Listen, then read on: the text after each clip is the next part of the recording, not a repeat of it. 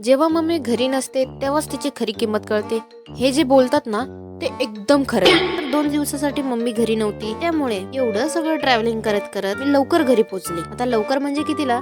6 वाजताच. मग इथे आले, पटकन फ्रेश वगैरे होऊन झाल्यानंतर मग मस्तपैकी कामाला लागले. बिकॉज मम्मी घरी नसल्यामुळे हेच टेन्शन आलेलं की आता बनवायचं काय आहे जेवायला. रिअलाइज झालं की आपल्याकडे तर आजी सुद्धा आहे. मग त्यांना पण सोबत घेतलं आणि मग आम्ही दोघी डिस्कशन करून करून विचारत होतो की काय करायचं जेवायला. मग नंतर ठरलं की आता अर्ध काम तर झालं होतं. नंतर मग मी मस्तपैकी दिवाबत्ती करून घेतलं, परत कामाला लागलो. आणि माझ्यात बिलकुल त्राण नव्हते की घरी जाऊन पोळी भाजी बनवून ते खाणं. आणि हो, मला आता रिअलाइज झालं की या मुंबई लोकल मधल्या जेवढ्या पण बायका आहेत बिचाऱ्या, त्या एवढं ट्रॅव्हल करतात, तिकडे जाऊन ऑफिसला काम सुद्धा करतात, परत एवढं सगळी ट्रॅव्हलिंग करून घरी आल्यानंतर सुद्धा त्यांना काम करावं लागतं, आणि ते पण रोजच्या रोज. भाई साहब, हे किती डिफिकल्ट आहे.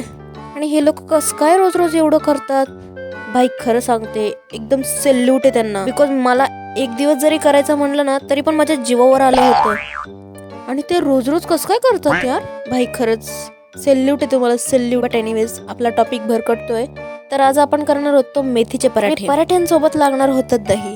सो मी पटकन खाली गेली आणि दही घेऊन आली. मग ते सगळं एका याच्यामध्ये काढलं आणि मग पराठे बनवायची तयारी केली. मस्तपैकी पराठे वगैरे बनवले. आणि तेच बनवत असताना मला रिअलाइज झालं की भाई खरंच शेकोटी सुद्धा होतीये.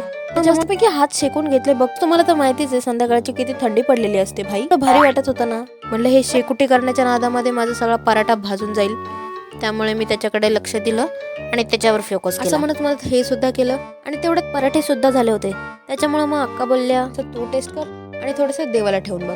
आणि तेच करायच्या नादामध्ये माझा हात जळाला असता. जाम गरम होतं भेंडी, त्याच्यामुळे बोलतात अति घाई संकटात नाही.